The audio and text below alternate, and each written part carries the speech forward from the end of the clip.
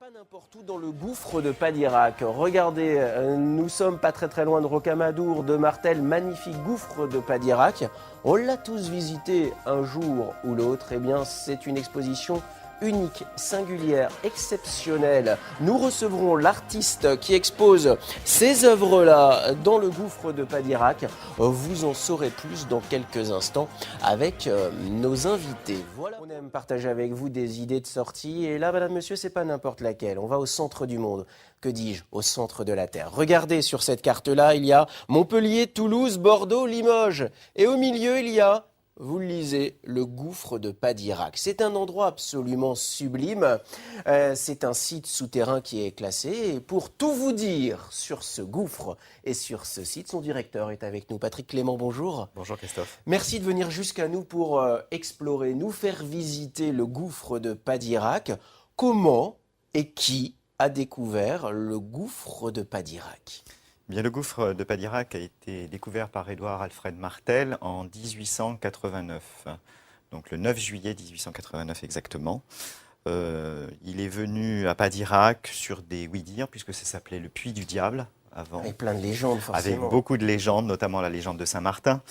Donc il est venu explorer ce gouffre ne sachant pas ce qu'il allait y trouver. Alors Patrick Clément, la différence avec d'autres grottes ou d'autres gouffres qui sont parfois découverts par hasard, etc., c'est que là, Martel est déjà un explorateur. C'est-à-dire qu'il a déjà exploré d'autres cavités souterraines. Ça n'est pas sa première. Non, tout à fait. Il avait déjà découvert les abysses de Bramabio. Et c'est suite à ça qu'il a continué, parce qu'il était de formation avocat à la base. Donc on peut le considérer comme un aventurier. Et donc c'était sa passion de découvrir des grottes ou le gouffre de Padirac. Alors justement, ça a toujours passionné les spéléologues, le gouffre de Padirac. On a retrouvé des images exceptionnelles, elles datent de 1962. Regardez, on en parle tout de suite après avec Patrick Clément. Avant le flot des touristes, nombreux sont les explorateurs qui ont cherché à percer le mystère de la rivière de Padirac. En 1962, l'ORTF y tourne même un reportage pour les coulisses de l'exploit. De l'autre côté de ce chaos, nous continuons encore pendant plusieurs centaines de mètres. Les yeux fatigués découvrent des formes étranges. On dirait ici une tête de lion. Et nous allons marcher ainsi pendant 7 jours. Car il aura fallu séjourner 7 jours sous terre pour atteindre l'extrémité explorable de la grotte. 7 jours de froid et de peine. Au bout, il y a un siphon impénétrable. Il semble que cette fois, Padirac soit bien terminé. Pour les touristes, l'aventure commence dès 1899. Mais c'est dans les années 20, avec l'essor de la Société des chemins de fer d'Orléans, les affiches placardées dans tout le sud parisien, que Padirac entre au panthéon du patrimoine touristique national.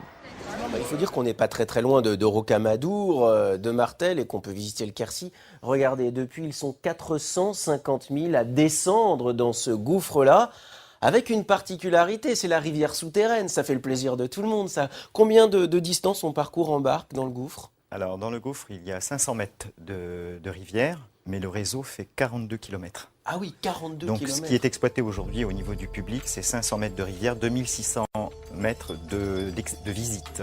Et alors, ça c'est sur le côté visite, mais si on pénètre dans les coulisses, il y a d'autres réseaux comme ça qu'on peut visiter si on est spéléo ? Si on est spéléo, oui, bien sûr. Donc, il y a on peut aller jusqu'à 15 km à peu près de la fin des installations. Il y a quelques spéléos qui ont plongé et qui ont fait tout le réseau souterrain, donc les 42 km qui ressortent à Mont-Valent. Alors on le voit, c'est un endroit absolument merveilleux. Voilà la statue qu'on observe de Martel, statue qui est juste avant l'une des plus grandes salles. Il faut nous parler de cette grande salle parce qu'elle est très impressionnante. Donc la salle du Grand Dôme, donc avec la pile d'assiettes, la fameuse pile d'assiettes qui est une stalagmite plate, c'est une des raretés dans tout ce qui est grotte. Qui est le lac supérieur, 90 mètres de haut.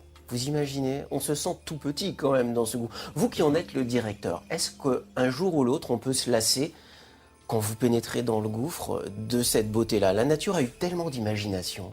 Non, je crois que moi j'en découvre tous les jours. J'apprends à connaître le gouffre tous les jours.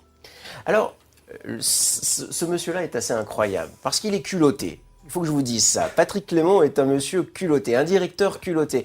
Pour la première fois, il s'est dit, tiens, et si on exposait des œuvres monumentales dans le gouffre de Padirac? Eh bien, c'est ce que vous allez pouvoir voir cet été. Et Isabelle Tidjès, la sculpteur, sera avec nous dans quelques instants. Après avoir parlé du gouffre de Padirac, on parlera de l'exposition. Restez avec nous et allez visiter le gouffre de Padirac si ça vous dit ce week-end, par exemple. Il y a des visites explorateurs à la bougie, exactement comme Martel. Ce sera cet été, la première, c'est le 20 juillet. 20 juillet. Il faut absolument aller faire ça. Peut-être que Merci de nous rejoindre. Il est 13h17, nous sommes en direct, c'est 13h avec vous dans le sud-ouest et nous parlons du gouffre de Padirac.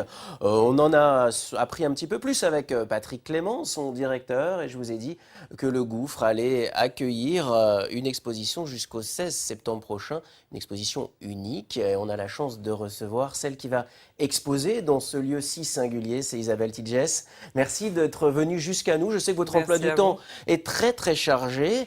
Alors, la première fois qu'on vous a dit, il y a le gouffre de Padirac. Vous étiez déjà venu il y a quelques années, Oui. et que l'on vous a proposé d'exposer dans ce lieu incroyable. Quelle a été votre réaction, Isabelle? Ah ben, j'ai été absolument bluffée. J'ai eu la chance de venir cet hiver quand il n'y avait personne. Et j'ai été absolument séduite par l'endroit, par le silence, par le côté grandiose. C'était fabuleux. Alors, vous aimez beaucoup la matière première, vous la respectez, évidemment. Oui. Mais quand on entre dans le gouffre de Padirac, tout à l'heure, je disais à Patrick, la nature a eu tellement d'imagination. Quand on est une artiste de renommée comme vous, est-ce qu'on se sent toute petite ou est-ce qu'on se dit, allez, j'ai ma place ici? Très petite. Très petite. Et en fait, c'est justement ça le travail, c'est d'arriver à trouver un équilibre entre l'endroit et les sculptures et trouver le bon endroit pour les mettre. Alors nous, il y a quelque chose qui nous a intéressés quand on s'est dit, tiens, on va recevoir Isabelle. Et puis on a vu que vous faisiez des sculptures monumentales, certaines en résine, d'autres en bronze, vous travaillez la terre. Mais il a fallu les installer, ces sculptures, dans le gouffre de Padirac. Et c'était une première, ça ne s'était jamais fait avant. Et Patrick m'a glissé à l'oreille que c'était peut-être une première européenne. Alors bravo, comment vous avez fait pour les installer dans le gouffre? Ben, j'avais une équipe absolument extraordinaire. L'équipe du gouffre de Padirac était extraordinaire aussi. On a tout descendu au fur et à mesure et tout installé en attendant que les visiteurs partent au fur et à mesure parce qu'on voulait le côté un peu caché. Et donc, on les cachait chaque fois qu'on arrivait à les monter. Donc, c'était une aventure formidable. Comment vous avez choisi les lieux pour installer ces sculptures? On voit celle-ci hein, qui semble tellement petite, alors qu'elle est dans l'entrée même du gouffre, elle est monumentale. Il y a l'autre avec l'envolée, il y a les ombres, on va les revoir. Mais c'est vous qui avez choisi les lieux pour vos sculptures? Alors, avec le scénographe. Donc on a beaucoup réfléchi parce que les plus petites sont dans des endroits un peu nichés, voilà. Et celle-là a été faite spécialement pour le gouffre. Elle est en résine, c'est ça? Elle est en résine parce que sinon c'était intransportable. Donc elle est en résine, en poudre de marbre et en fait son petit modèle qui existait déjà est placé sur son épaule, elle est en bronze. Ah, génial. Donc, voilà. Alors, on avait déjà parlé de vous, hein, si vous êtes des fidèles de 13h avec vous dans le Sud-Ouest, vous le savez. Vous vous souvenez, on avait parlé d'une exposition sur le thème du Christ, c'était à Poitiers. Isabelle exposait, c'était les ombres. Alors, il faudrait que Gaëtan nous remontre ces sculptures avec ces deux visages qui se font face comme ça, parce que puisque vous nous dites que vous avez visité le gouffre dans le silence, sans les visiteurs, vous avez remarqué que quand il n'y a plus de visiteurs, moi j'ai eu le privilège de le faire avec Catherine Matoche au petit matin comme ça, il y a juste le bruit des gouttes d'eau. Incroyable, C'est il y a un phénoménal. silence. Mais ça prend une ampleur incroyable dans le silence. Expliquez-nous. Ben écoutez, c'est effectivement assez violent. C'est-à-dire que je fais souvent mes sculptures par rapport à des moments de ma vie que j'ai vécu. Et là, effectivement, on avait trouvé cet emplacement parce qu'elle est vraiment placée au ras de l'eau. Oui. Et dans le lac des Gours. Et donc voilà, Parce qu'elle est violente, mais elle est assourdissante. Et dans le côté très monumental, voilà, ici, elle a toute sa place. On a l'impression qu'elle a toujours été là. Ça doit donner une impression incroyable quand on est artiste, qu'on a imaginé une œuvre, on l'a travaillée, et puis d'un seul coup, on la voit dans un lieu qui n'est pas une galerie d'art contemporain en plein cœur de Paris. C'est pas du tout parisien. Là, on se dit quoi quand on est artiste? On est ébloui. On se dit qu'on a une chance absolument extraordinaire. Alors, vous aussi, vous allez pouvoir avoir cette chance, comme Isabelle, d'aller voir ces œuvres dans le gouffre de Padirac. Vous avez jusqu'au 16 septembre prochain pour non seulement visiter le gouffre, mais en plus voir et peut-être rencontrer Isabelle Tidjès dans le gouffre de Padirac. On a tout mis sur notre site internet france3.fr, 13h avec vous dans le sud-ouest. Vous en saurez beaucoup plus sur l'univers d'Isabelle qui nous plaît beaucoup. C'était votre première télé, tout s'est très bien passé. J'étais ravi de cette première Merci avec vous. beaucoup. Merci beaucoup Isabelle.